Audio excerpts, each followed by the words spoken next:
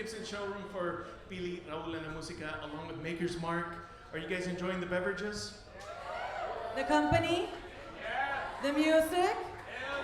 Mira, the music is thanks to DJ Raul Campos. Pom, pom, pom, pom, pom, pom, pom.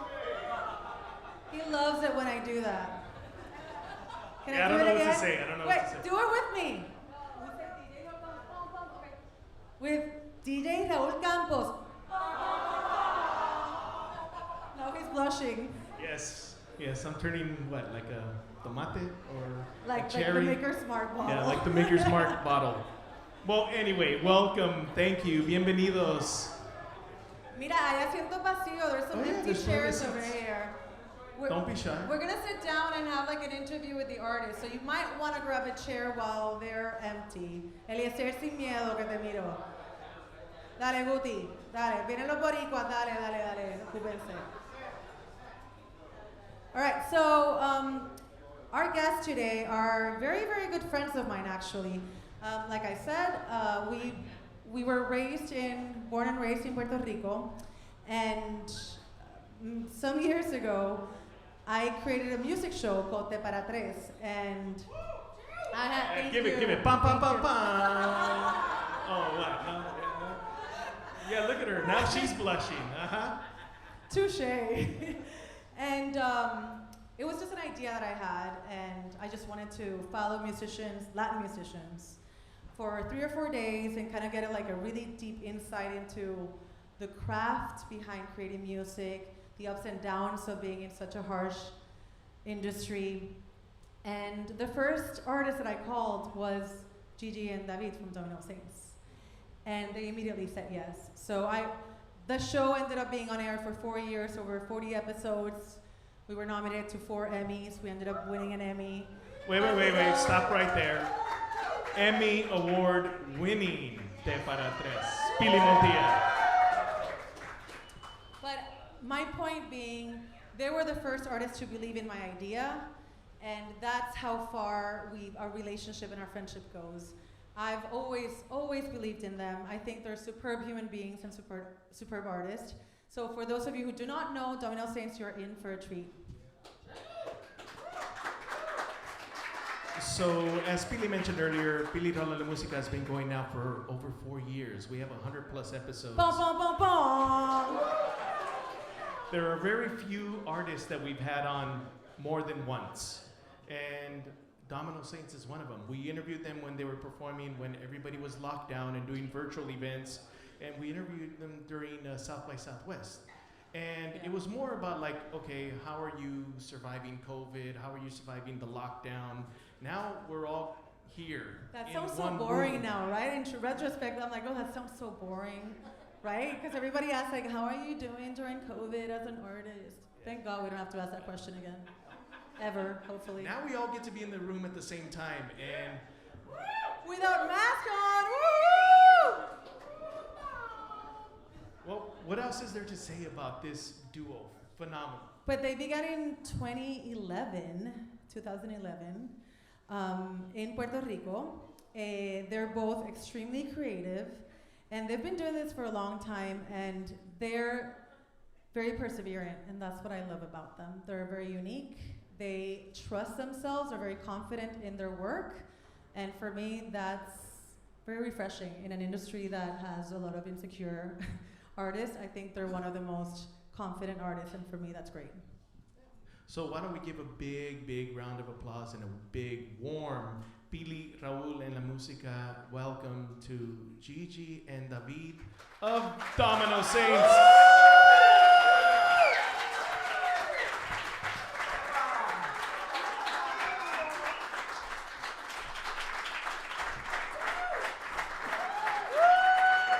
Domino Saints, everybody.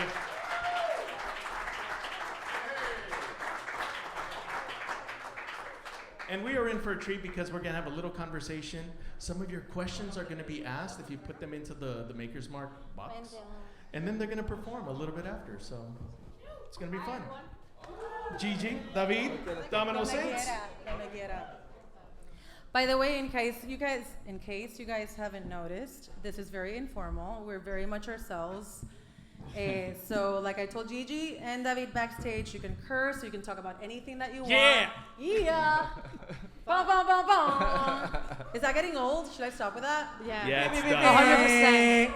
100%. Yeah, now we need that one. 2001, Booyah. right? No, wait. Hola, John in the welcome, house. guys. How are you?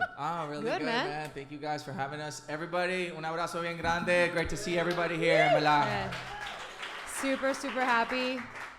Mira, we've been trying to do this for a long time live with them because they bring so much energy to their shows. And it was kind of like, Impossible. but we did it. I'm like, por fin se dio. I know. Like I was sending them gifts today about how excited I was about it. So I was sending them like all those gifts that go like that. And he's like, I like that gift. So I'm like, that's me right now, I swear. Well, I think if anyone's been part of our journey in an amazing way, it's been you, and it's been so special to be here. And Sorry. no worries. And see each Thank other you. like See, grow. I get taken Yeah. care of. It's awesome. No, last I time like we saw that. each I like other. that she adjusted your shirt. I know. I She was goes like, what was happening with her It's jacket? amazing. That's a girl taking care of her man. I I'm like good. that. No, I no, no. love it. But I'm really excited to see you guys. I mean, last time we did this over Zoom, Yeah, not the same. mid-pandemic, you know, so it's kind of nice to be, you know, being here with you. I mean, como dijo David, you've been such a great supporter of our music since day one. I think we've mutually supported Yeah. each other, you know, when you did Te Para Tres, Yep. your pilot, it was with us, in our house in Puerto Rico. That was real life. It was really cool. I It think was so a lot cool. of us, like I see Luis here. He's been a part of this journey. A lot of people I've known for so many years. And thank you guys for coming. And honestly, it's been amazing to be able to be here and kind of reflect also on that journey. Like we started in PR, then we went like to school in Boston, and that was like a whole adventure. And that kind of changed our Not perspective. just any school in Boston. You can drop names. Yeah, name drop. Go for it. Well, Yeah. Gigi can drop the name formally. I went to Berkeley for songwriting, and that was an experience. And then we went back to Puerto Rico, and now we're in Miami, and it's been such an amazing journey. It's been a roller coaster, I'm not gonna lie. It's been a roller coaster, but it's been such an amazing vibe. The people that you meet, you know, and people that, you know, we met each other, like 10 years already, right? I don't even More. remember Or even how more, we No, more, met. like actually, 12, we met at 15. LAMC a million Yeah. years ago. Oh, that makes Yeah. sense. 2006, Yes. LAMC. 2009, 2009. I was 12. Clearly.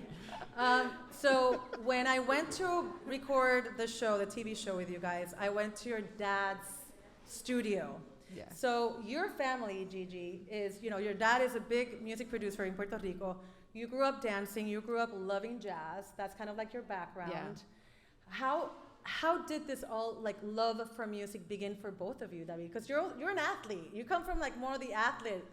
Yeah, part. I come from Yeah. inspired from playing soccer and being an adrenaline junkie. Like I used to like, you know, end up in the hospital after, you know, trying to jump something stupid on a bicycle or you know, surfing 20-foot waves and getting cut up on the reef. I mean, I always had to do something Wow. extreme, and I don't know, I had to Well, you live chose life. the right career. And the music was like my soundtrack in life. It really was. Like every day I was surfing, listening to some crazy music on the way to, you know, I needed something to get me stupid enough to go surf 20-foot waves.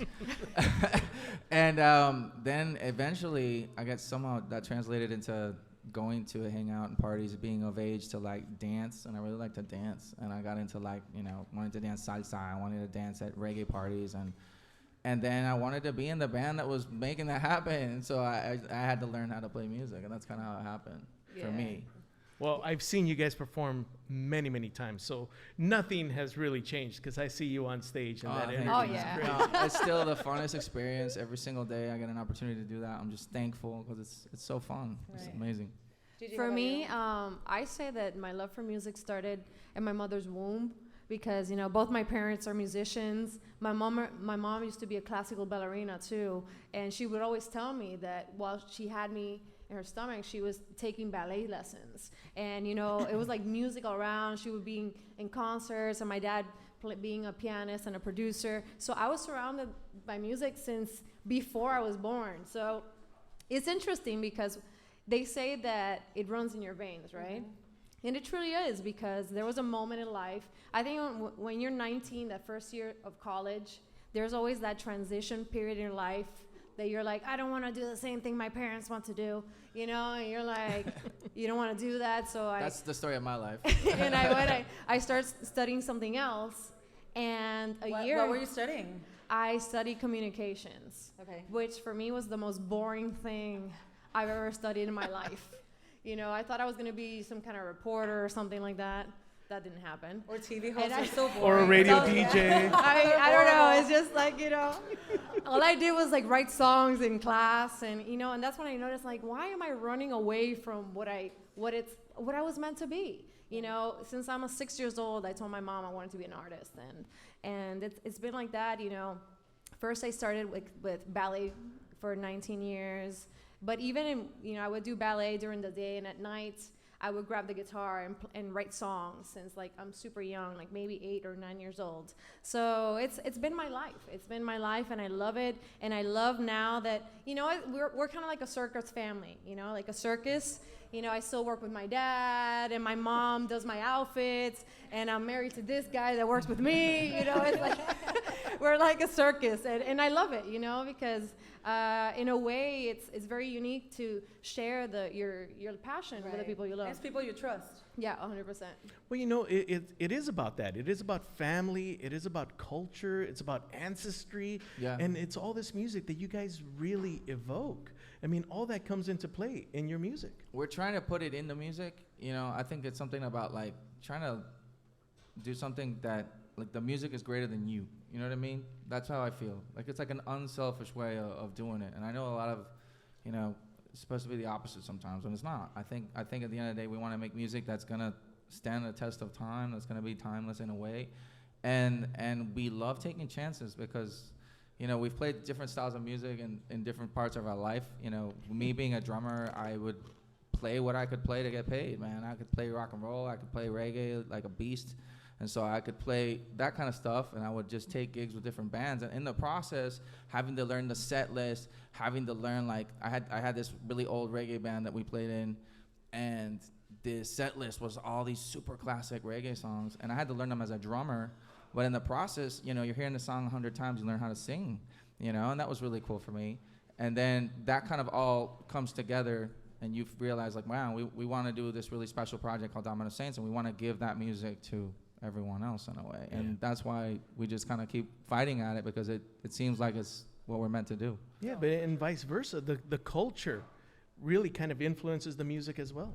Yeah, for sure. All the culture I we mean, even live, the we name put it Domino at the, Saints. we Yeah. put it in the sound. We do. We want those stories to be real of where we're from, and we want it to not just be like the lyrics that tell you where you're from, but you actually want to feel that in the sound, you know. And that's why we also aren't afraid of mixing all these different styles and finding a way of still making it sound like where it's from. And it's for us, it's been since the moment we thought of Domino Saints. It's like, yes, we're Latino, but our music was for taking our culture to the rest of the world, not just for Latinos. So we always saw that we could be a bridge, you know, to the rest of the world, and not try to keep us apart.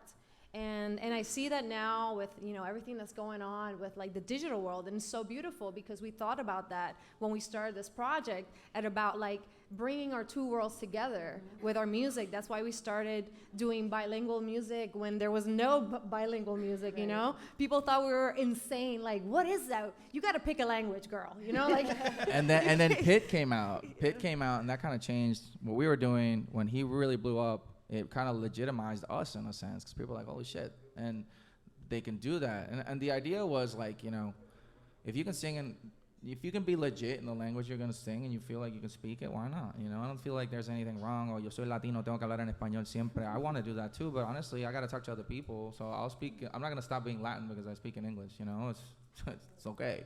And like, I think our music can reflect that. Or if you want to collab with an artist that speaks a different language, and you can find a common ground. Language is a way of bridging with people, you know, and we kind of want to be ambassadors of that, you know, giving the good side of Latin culture to the rest of the world, to, you know, teach people the beautiful part of our culture. I think if we can do that even in the grimiest urban music, I think you're still doing something great, you know. So Plus that's what we aim for. It's I think mostly everybody here, we're all trilingual because Spanglish is definitely a language. Well, and there's a couple languages. There's Puerto Rican Spanglish. There's Yeah. there's Miami Spanglish. There's definitely LA Spanglish. You know, the other day someone was like, "Oh yeah, mi jaina," and I'm like, "What?" You know, and then I didn't escuchado. Yeah, And it's then your I- girl. What is yeah, that? that's your girl, right? That's your girl on the West Coast, right? ¿Cómo se dice? Lo dije bien. Mexicanos in the house? Woo. Mijaina? That Mijaina. sounds like you're Heine. Jaina. And then, you know what? If I could find that Jaina and that Sancho that she's found. You know, that's Oh, so it makes line. sense. Now Yeah. I'm like, holy shit, that was like a West Coast, like, Latin Yeah. Spanglish word that got thrown out there. And it was really dope to kind of like, now, years get it. later, figure that out. Well, that's the beauty of the music, and all from all the different cultures around the world. Everybody's gonna throw in their own flavor, their own sazon, as you Yeah. say. Oh, right. now Yeah. we're speaking Look at Puerto you. Rican. I've learned a couple Sazón, words from papi, Pili. helado. But Puñeta. anyway, Did yeah. she tell you puñeta or not yet? Oh yeah, Okay. oh yeah, That's a oh good yeah, one. many times. So, like, when you We stub just your don't want to toe, remember those like, times. I think you can tell where somebody's from based on what word they scream out when they like stub their toe. You know, like they're walking, front toe hits like you know Coño. the coño, but que lo nieta. You know, that's a very Nieta. Puerto Rican one. Nieta. Anyone who says that is from Puerto Rico for sure. Vergación it's like a Venezuelan one. I love that one. But Venezuelan from Maracaibo. Yeah. Vergación. That's another level I of say word. carajo a lot too. That word is awesome, by the way. Well, you touched a little bit on that. Estadio de maldiciones, vergación. Yeah. I just say fuck. Anyway. So, but you touched a little bit on that. You guys are not the traditional in your Nah. music, and it's like, okay, how does Domino Saints music get interpreted? You know, because you can't put it in any kind of corner. Yeah, and we wanted it to be that way. When we started this group also, I've always been a rebel without a cause, but maybe with a cause too. I've hated people telling me what I can and I can't do. Yeah. And one of the things that I've hated about this industry is that the moment you say you want to be an artist, they want to tell you what you have to do, right? You got to do this genre. You got to sing about this. You got to look like this. And I'm like, what if I don't want to do that, you know? And I think that that's one of the reasons we did with Domino Saints is because we wanted to break all the rules. The first rule is you do not, work with your partner, right? That's like the first like the rule. first rule. And not even in music. I think that's worldwide. Everybody's like, ooh, you don't work with your, you know, that's a no-no. And we're actually doing that. And we're married and we're a duo. We work together. We did bilingual music when there was no bilingual music. We started fusing genres when nobody was fusing genres. And it's all about breaking the rules because I want everybody to know that there's no rules in art. Yeah. You know, in art, In the music. rules are made to be broken. And that's what it is. And art is about interpretation. You know, when you see an artwork, right? And you ask, what genre is this artwork? You know, you're just looking at it and you're seeing what it means to you and what you feel from it. And that's how we view our music. It's like we just make music and I let the audience interpret whatever they feel for it, you know? And I hate little boxes. It's like, oh, but what do you sound like? I don't know. It's like, you know, they always ask us that. It's like, so what do you guys sound like? Or if you had to compare yourself to someone else, I think I it'd be don't too know. much of a salad for it to make sense. They just know? listen to it, bro. Like, just you know, listen to it. 'cause You if- tell me, you we know? used to say like, if Black Eyed Peas was Puerto Rican or something, maybe. But I don't you even know. I don't 'Cause, I mean, know. that's because you know, there's a guy-girl thing, there's an urban thing, but then you know, it's got a style, it's got a unique style, and I thought you know, that was definitely one of our inspirations for sure. Like will.i.am, everything he did, and especially when they added Fergie. For me, that was it, because she was such an amazing performer. Yeah. Her voice was so cool, and I thought that as a composer, as a kid who was like writing songs. Like sometimes, you know, you hear Sting, for example, he just naturally sings like very high pitched, right? And he can reach these really awesome notes. And you want to write like Roxanne, you know? And then you're like, damn, but I can't sing like that, you know? And you're like, wow, but if I have someone else who sings with me, you know, they can do that part and I can do this other part that fits me really well. And then you feel like you don't have any like limitations when it comes to the songs you're making. And that was kind of like my thing that the first time Gigi and I decided to like jam on the guitar and sing together, that kind of happened. And that was really dope. And then, wow, that meant like we could do all sorts of different styles. And then we started listening to stuff that was happening, like, you know, that happened already, but it was really incredible, like the Fugees, for example. And I mean, that's just such an awesome combination. So we were thinking, well, you know what? How come I can't relate that concept to anything in the Latin world? And I mean, I was thinking Pimpinela, but, you know, seríamos los Pimpinela del perreo, como dicen, you know? Porque es otra vibra.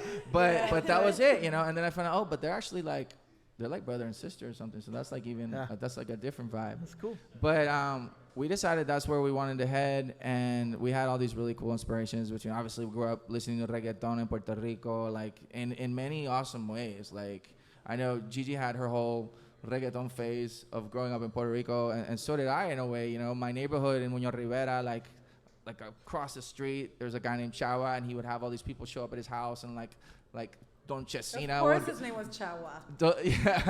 Don Chesina would go to his house and stuff, and I'd be like the little kid riding the bike like in front of the house. And so I don't know, like I had a very close interaction with the reggaeton culture, like really young, but I was listening to all this other cool stuff happening, but reggaeton for me was like the natural thing to listen to. I mean, and then back listening to then it wasn't even called reggaeton. No. it was underground, underground. Underground. And that's what like everybody in my neighborhood listened to, and that was like my everyday thing. The guys I surfed with, the kids I grew up with. But then like at school, I would kind of meet kids that were on some other vibe, you know. And with the surfing and stuff, I would listen to soundtracks of like videos, and they were like punk bands or ska bands or reggae bands, shit that was like not what I was mainstream. Yeah. And that really like opened my eyes to like want to discover different stuff. And then eventually when I started playing drums, that was amazing, because then I played a lot of rock and I did all that stuff, and that was really fun. But then like I knew I could play more stuff, so I started learning Latin culture, and I started learning obviously like reggae culture and all that stuff on the drum set. And that gave me a lot of like language. And then I could see like, man, like Caribbean music is like every island's own interpretation of the same roots, and so you can like mix and match if you want to give something a different sound. And that's kind of how we started viewing how we were going to build our music, and that way we could feel like it could represent where we're really from and that mix of stuff. I kind of want to know more about your creative process, though. Like, where does a song come from, and also how do you pick who's going to sing what?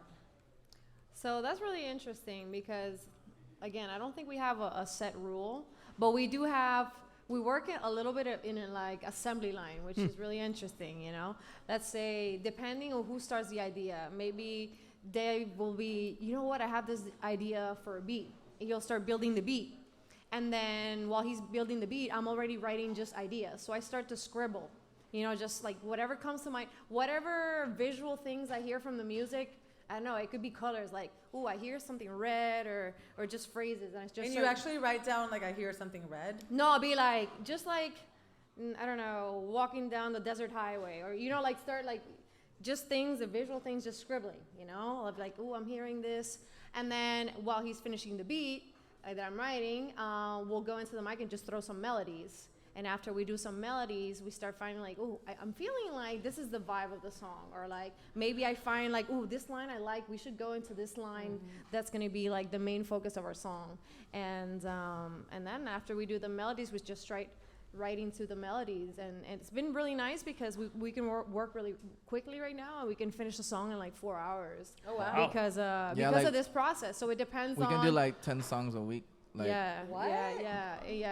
And it's cool because depending on who starts it, maybe I start the beat and then he's already writing. So it's like this, like we always like doing something while the other one is focusing on something else. So it's pretty cool. Sometimes we have a producer that he send us a beat and we'll do the same thing. You know, maybe while David does melodies, I'm already hearing stuff and I'm kind of writing, or vice versa. So it's really like not a rule.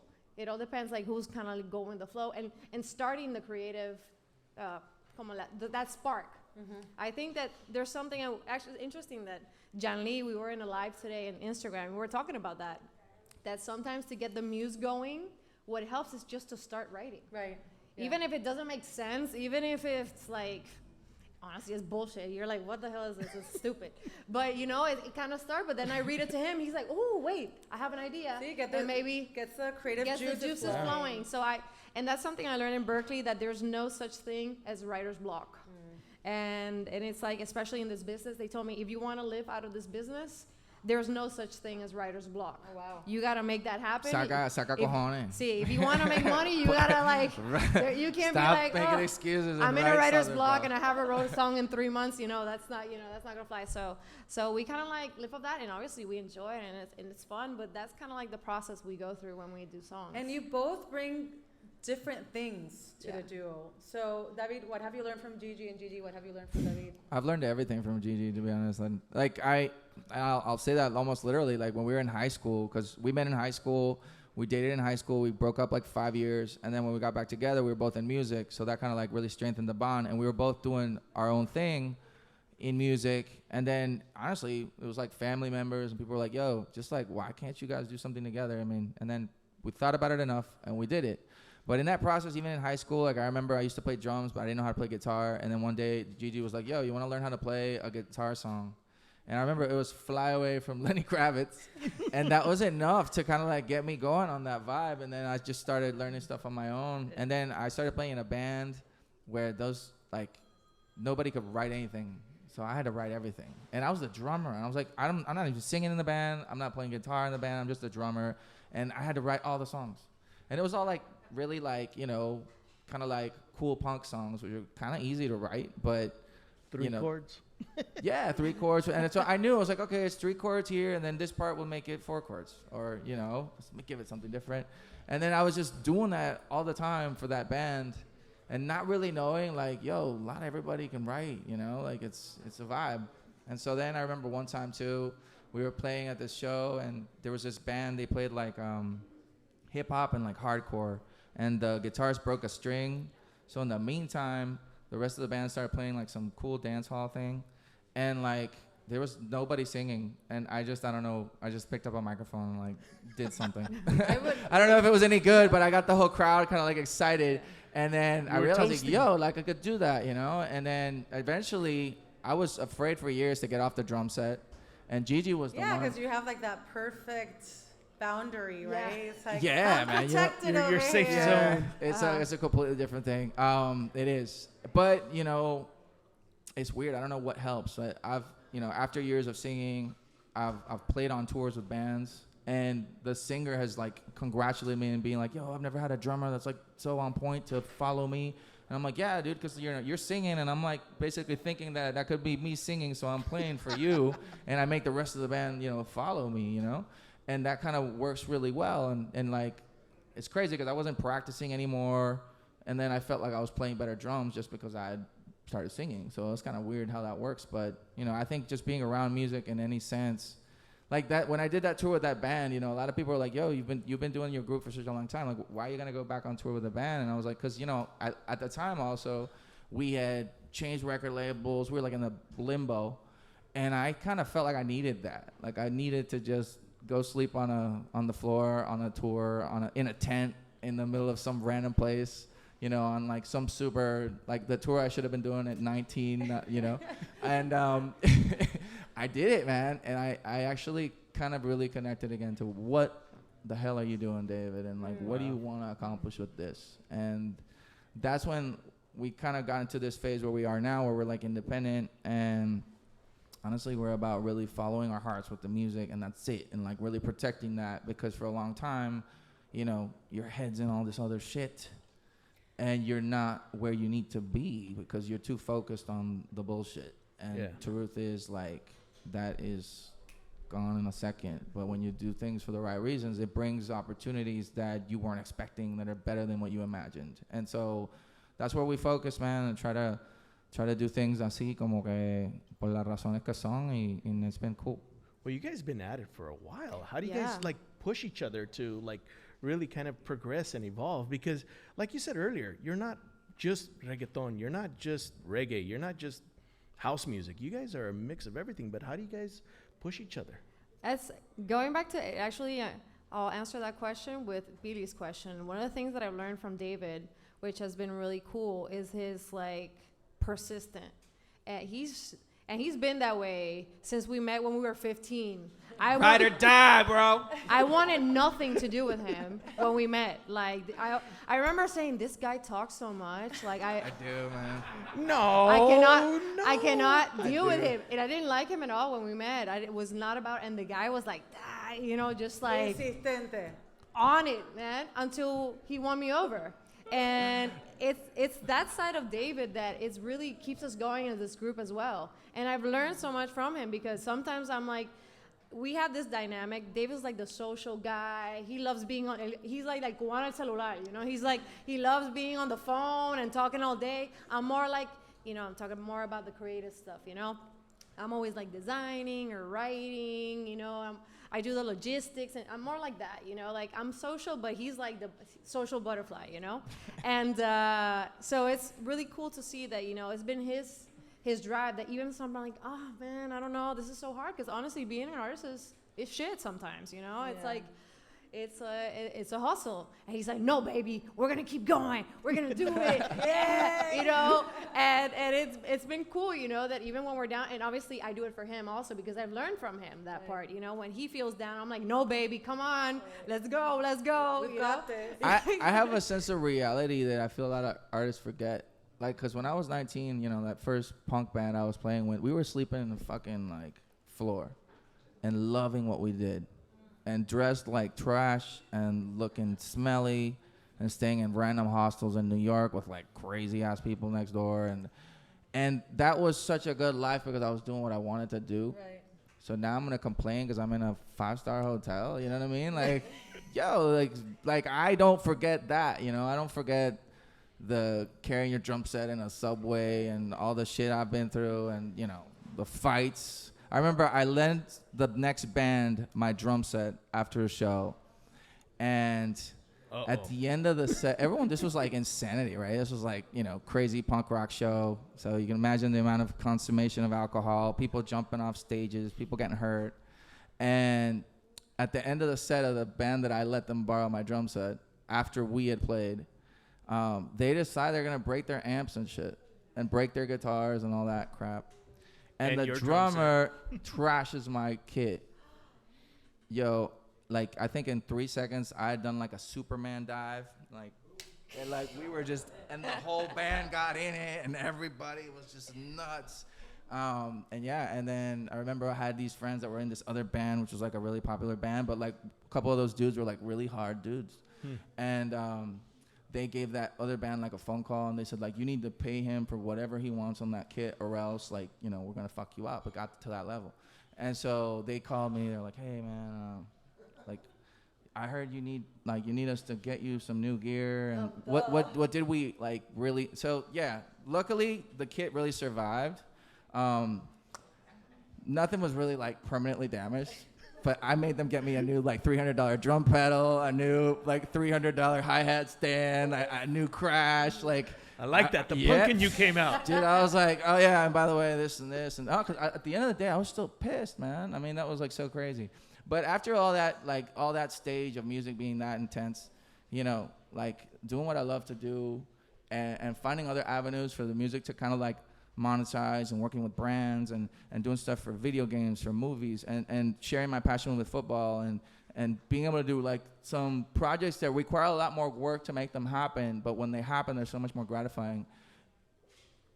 I remember sometimes that those in-between stages of getting those projects is always a hustle. But I remember, I'm like, yo, here I am in a different stage. I'm no longer sleeping on the floor playing on some crazy tour. Right. And so I'm thankful and grateful. And so that just kind of keeps me going, because at the end of the day, I'm like, yo, it's not really that bad, bro. Just like grind, dude, because there's people. There's always like something better. I mean, I remember when you guys parted ways with Capitol, and then the next song you guys hit, Que Ya Quiero, became #1 on Billboard Best Tropical Song. It's like, take that, Capitol. Yeah, that was a I big hope- FU. Capitol here? No. I love them though. I do. I love everyone. But that I think that is the morale that we want to show everyone, that no one can tell you that when your career is over or when something that you love is over. And I think that there's something about society that they always want to tell us, like, oh, you know what, I think your time is done. You know, you should start looking to do something else. Yeah. But if I would have listened to that the first time, I would have missed out on all these things that I'm doing right now, that they keep getting better and better and better. And I'm like, you imagine us being those idiots that listened to that guy that told us that we should have quit over something after like that. Capitol, 10 years ago? No, crazy enough, know? I can remember one person, which I'm not going to mention. But, like... Only one? Yeah, only one. I mean, no. Oh, only one. No, but in this case, like, it's an example to life and to learn from it. Like, this one person told me, even before we got signed with Capitol, that we had already been doing this too long and that we should quit. And that was like 12 years ago. And here we are. Like, so it's like crazy that the reality is you just got to be willing to keep putting out music. And that's really what it's about. Obviously, putting out music is easier said than done sometimes. You have to learn to produce yourself then.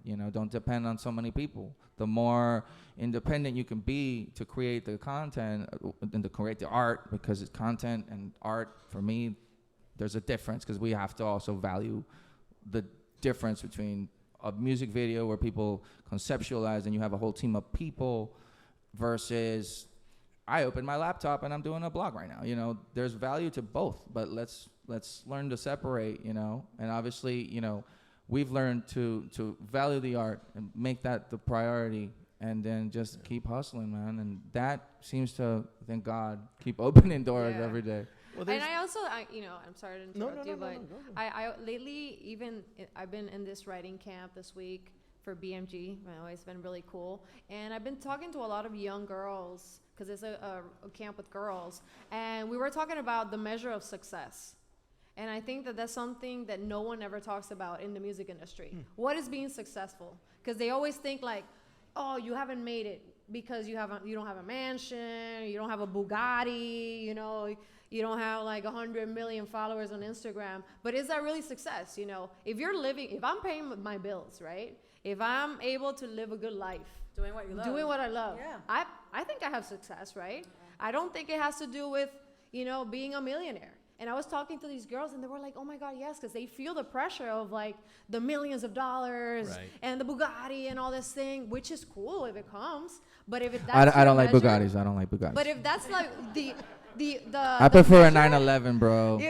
But if All that's the the way. measure, That's it's not cool, because there's a lot of people that are being successful in music and are being told that you should quit because you're not a millionaire, which it doesn't make sense. But wait a minute, why are you telling me to quit if I'm making a living at what I love to do? So let's kind of like focus our concept correctly. Yeah, like rewrite the meaning of success. The meaning of success, especially for the music industry. Like all these girls, they feel so much pressure, and not only the girls, everyone. Feel the pressure of like, oh, I gotta do all this thing because I have to be a millionaire. If not, I don't make it. And I'm gonna have to quit. But no, man, if you're making even $20,000 a year, and it's good enough for you to pay your bills, to pay your car, you pay your house, you are achieving success with what you love to do. It's better than going to some shitty job you fucking hate. That you hate. Yeah. That you hate, Sure. which I've been through, because I've had to have all the jobs in the world. And then one day I was like, you know what? Fuck this, man. Yeah. I'm going to dedicate my stuff, my attention to music. And that's when things started happening. And so... And I think that's what makes you guys super unique. We were talking about like Maker's Mark and how every bottle of Maker's Mark is super unique because they hand dip every bottle so that the wax is different. That's awesome. And how, like, for me, what makes you guys unique is that dedication. What for you makes you unique? What makes us unique, I think it's our passion, because that passion drives all the dedication, drives the discipline, and discipline meaning, wanting to achieve it, because it's a constant fight to, even stay going to the gym every day if you can, or eating right, or actually taking time to rehearse, or, damn, I got to finish this song. Obviously there's 100 people calling you every day, especially in Miami, like, hey, you want to go out tonight? You want to go out tonight? You want to go out tonight? You don't want to go out tonight? You don't want to go out tonight? The first 2 years when we were at Capitol, by the way, and you're a witness to this, holy shit. I mean, we could have made more music. We really could have, because we didn't, because we were hungover as shit, like doing yoga poses over the sofa, just knocked out. But that was a vibe. It was a phase. But then you realize, wait, okay, and maybe you start really digging into like your idols in a way. Like some of them are the punk rock dude that's just like, wow, that dude is put up with anything in life to keep doing his music. And then you find out, but he was also a businessman, and he bought a house with his money, Right. and he bought a couple apartments, and he's got this real estate gig on the side. Stuff like that. You start realizing, holy shit, like we still have to be functional humans as a business, as a company. And so we started realizing like, wow, Gigi's father has a company. He's been doing this forever. He used to have a studio, used to have employees. Gigi's mother, professional, like seamstress, professional, like ballet teacher. Like they make a business out of their art.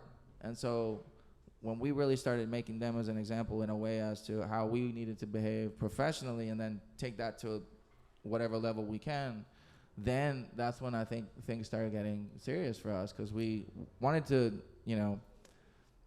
expect from ourselves enough and more than enough to put us on the road, to get us paid, and for people to see the value in what we do. And then obviously we can make a living doing what we love, which is like that first step that a lot of people never take. And I think that's like the, that step of faith people talk about, like that 1 foot off the boat into the waters phase, that's really where it is. If you never just jump head first, then you never put yourself in the situation to need to grind enough to pay the bills doing what you love, because you take risks. Yeah. And then honestly, like for us, for example, we were in PR. We could have stayed there and PR have the normal stands job. for Puerto Rico. Puerto Rico, yeah, Puerto Rico. I thought it was Pico Rivera. Huh? See, that's why we're in LA. We need to clarify. No, it's not I got Pico one Rivera, laugh. it's Puerto I got Rico. one laugh. Anyway. Yeah. So if we wouldn't have ever like taken that first step, maybe to leave Puerto Rico, go to Boston, try to study in something incredibly expensive and another place, you have to find a way to study. In my case, I never graduated from Berkeley. I was there like on this really weird, the professors love me program. They know I had to work full time. And so they were like totally going out of their way to give me classes on the side, all this stuff. And I couldn't really enroll because it was like either, quit my job and enroll or don't enroll, And they gave me this really cool exception. And obviously it's because they also had a great relationship with Gigi, who was like a full-time student. And so like all the other students were like, yo, her husband plays sick drums, man. He's trying to study here. Can you give him a hand? And like all these basically, professors. David went to Berkeley for free. It wasn't free. I still had to Yeah. pay the professors cash. No. Yo. Yeah, you needed to finish that sentence Yeah. because of me. Espérate. Cash What? in hand. You should have finished that sentence because you just said, basically, David went to Berkeley for free, and you have to finish it because of me. Because of me. Because Yeah. of you. Because of me, literally. Because back then there was no like censors or anything to go into Berkeley. So, he would come see me every day. You would put him in your backpack. and No, everybody would see him around, even the professors, and they thought that he actually studied there. So he would like sneak into the classes, and they wouldn't say anything. So good for you, man. That was Yeah. cool. Yeah, smart. Yeah, hey. Very smart. And it's Gotta crazy learn because somewhere, like right? I ran into Luis Figueroa, who's like killing it. He's signed to Mark Anthony. He's a crazy salsa singer, and I run into him the other day, and he's like, "Yo, you remember we used to sing in the same ensemble together?" And it's so funny because like I wasn't formally in that ensemble, but he doesn't know that. You're So like, that are was you cool. still paying for those student loans? No, but that was really cool, honestly, and that showed me also that there's people that they have a good enough heart that when they see you're hungry for something, they put the time in to teach you. And I feel that way too, man. People tell me like they call me all the time. Artists call me, younger artists call me a lot to ask me about contracts, deals, stuff like that, and I don't like even think twice, and I just tell them, how it is, give them advice, because man, this industry it's tricky. For some reason, I feel like the film industry is like so much more organized. I mean, right now they're on strike. Yo, artists don't go on strike. We're all like on our own. Yeah. It's like it's crazy. People are like, oh, if I go on strike, this dude's gonna take my spot. Like that's how it is. This is cutthroat pirate shit. Yeah, exactly. It's cutthroat. It'll Yeah, eat there's you up no and spit honor you among out. thieves, bro. And I guess anyone who's an artist knows that you have to learn how to play in the shady bar at 4 a.m. with a bunch of gangbangers hanging out. On That's Collins part in of South life, Beach you at know? 5:30. Yeah. Yeah. Anyway, So honestly, you know, I think my biggest advice to anybody, whatever it is you're trying to achieve as a professional or as an artist, really, it's just like, man, you know, focus on the positive, because there's always going to be negative in everything. And I think all of us, sometimes we expect too much of people. We're all human. No one's perfect, you know. So just do your best, man, and focus on that. And then everything else, you know. And also about making an impact in the world, making a mark in this world. And I hope that all of you got a chance to fill out the cards at the beginning when you guys checked in, yes? Yeah, we got a room full of people here at Gibson, and just like you guys are unique, like Billy was saying, every bottle of Makers is unique. So when we had people come in, we had a little postcard and have them write a question for you. All right. Cool. So Q&A. where's Okay, the nice. box? It's Where's right here. Gracias. Aha. Give it up for Give it up, Juanito. Juanito. Bum, bum, bum, bum. But you know what was funny? You're talking about the uniqueness of Yeah. Domino Saints and all the accolades that you guys are getting now. Latin Grammys, all the stuff for FIFA, you name it, all over the world. You were telling me earlier that you guys spent like a month and a half touring Budapest, Spain, all over the world. But it was funny because I think the one time that we really hung in Las Vegas for Latin Grammys, Yeah, you guys were vibe. going to play at Hakkasan. Yeah. For Yeah. either, I think was the closing party? Yeah, Yeah, after the party. after It was party. really And, fun. and I'm all like, oh yeah, you guys gonna go? Domino Saints are playing. They're like, oh yeah, that's that reggaeton band, right? And the other guy next to them, no, they're like reggae. And I'm all like, well, wait a minute, the I other know guy them. said- I know them as like house music.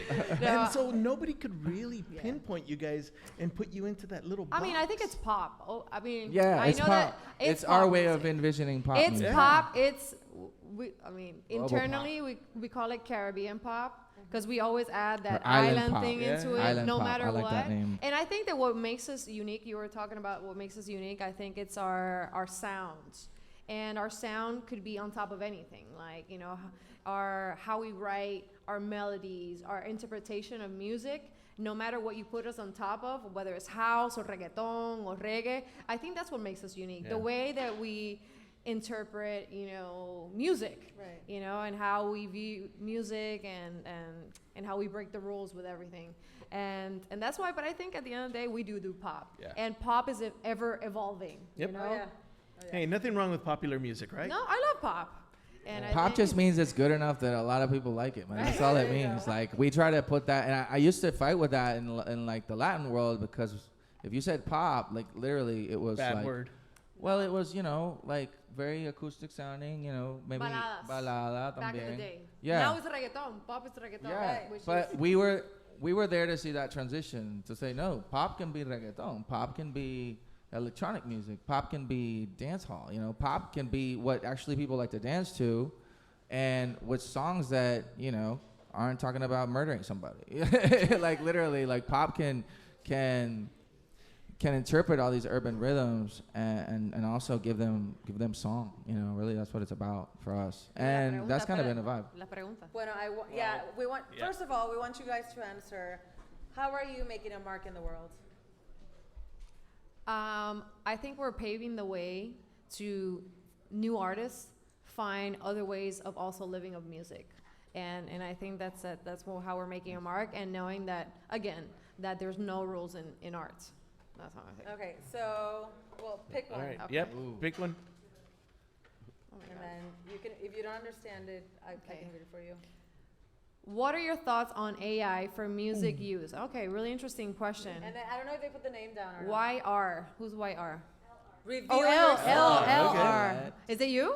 Oh, well, thank you for the question. This is actually a really good Really good question. Good question. We've been talking about this a lot, not only with music industry people, but also with brands. And it's interesting because I've been kind of like fooling around with AI recently in these past months, and it's actually an amazing creative tool if you see it as inspiration. You write and be like, you know what, I want to write a song about this, and it gives you something, and maybe that can inspire something else. But if we're just gonna let AI write songs from now on, I'm against that, because it's gonna start killing Humanity. true creativity. Because at the end of the day, it is a machine, and it's gonna get to a certain point where it's not gonna keep creating new ideas, because it needs a human behind it to bring new ideas, So I think if you see it as a creative tool or an inspirational tool, like whether it is, I need an idea for a song that mixes blah, blah, blah, blah, blah, blah, and it gives you an idea or it gives you a word or whatever, maybe that can ignite, the muse that we were talking about, or an idea for a song, or maybe from some lyrics, you're kind of like stuck in that lyric and you don't know what to write, and maybe it gives you an idea for that line, but then you kind of tweak it. I understand. There's such a fine line there. It's a very fine line. It's many people scary. won't respect it because I think that's the problem. The problem is that we can see the line, like the artist can say, you know what, this could be a tool. Like, for example, I have a friend working on it where he's trying to make software for songwriting, and he's trying to make it easier because not everybody is a musician, not everybody went to school, so maybe this gives you different ideas of different chord progressions, and so you can think of that and which one am I going to add, which one am I going to use, and so you can tell it vibes, I want something dark, something this, something minor, whatever, and it's going to give you ideas. So is that AI producing that? Yes, it is, but in that case, it's a tool. But if I'm going to say, oh, here I am, you know what, I don't want to use a songwriter anymore, I'm just going to tell it to make a song about whatever and print, and that's it, and that's what goes in the movie, you're taking actually the real substance out of the opportunity to have someone be a part of your team. And I don't think bottom line can always be the end goal of everything. Like, seriously, at some point you have to value the process that gives something value. The credibility behind your movie could be the fact that you had John Williams do the soundtrack. If you had the computer do it, would anyone give a shit? Right. But it's John Williams. He's the guy who did Star Wars. He's the guy who did, Jaws. Oh shit, okay, well then he's gonna do Indiana Jones. That's how it went down, really. Or the same thing when I think of Danny Elfman, boom, honestly, I think, bam, Tim Burton and all that weird dark shit that he does, right? But that's Danny's, like, humanity that comes out that way. Mm-hmm. So unless Danny would be there telling the AI machine what to sound like, the AI machine isn't gonna, like, all right, now I can be like, oh, let's make a song about the smiling Cheshire Cat. Fuck it. That's a subject, let's go. The AI would have to have someone tell it, make a song with something about a cat, or else it's not gonna get there, It's not gonna have the no, the so depth. I'm not worried about it, to be honest. Really? I'm not, because I know that I'm I good did at see what Terminator, I do. man. I'm sorry. Yeah, I'm more worried about that. I'm worried about the Is no one the afraid of AI this? Terminator Matrix situation. I'm not worried about the machine making better music than a human, Oh, because that's good. music, like, the imperfection in music is where the soul is. Ooh. So, like, people hear that and feel that. And that's why humanity is never meant to be perfect. But the reason the other person can connect with you is because they can feel that vulnerability, which is not even in how you sing. It's not even in how you produce. It's, like, in your soul, and that's in the music. So a song is never 100% perfect. That would be whatever the fuck AI does, and no one wants to listen to it. The humanity is what gives it a purpose, and things without purpose are nothing. So that's how I feel about AI. Like, I'm not afraid of it. I think it's going to be a tool. Do they have to regulate that shit so it doesn't go Terminator on our asses? Yes. But am I worried about it as a songwriter? No, and I don't think anyone else should be. Challenge yourself. No, yeah. Shit, this thing wrote that. I can write better than that shit, and that's it. Well, Alright. you get to But- pick the next one, but you're right. Oh. That charm is in those mistakes and those imperfections. That's what makes the music charming. Sunset Strip, all right. You can read it out loud. No, léela en voz alto. No, it's probably answering. Déjame ver, dame. Espérate. So, what are you doing today to make your mark for the future? Creciendo, madurando y apoyando a mi comunidad. Nice. So, how are you guys? Because I feel like you guys collaborate with a lot of artists. So, is that your way of giving back to the community? There's a lot of ways. Like, Yeah. sometimes, We also literally, do a we lot do a of lot with foundations and Foundations. children's too. foundations. We also, there's something like, we're in the age of inclusivity, right? Everybody talks about inclusivity, this and that.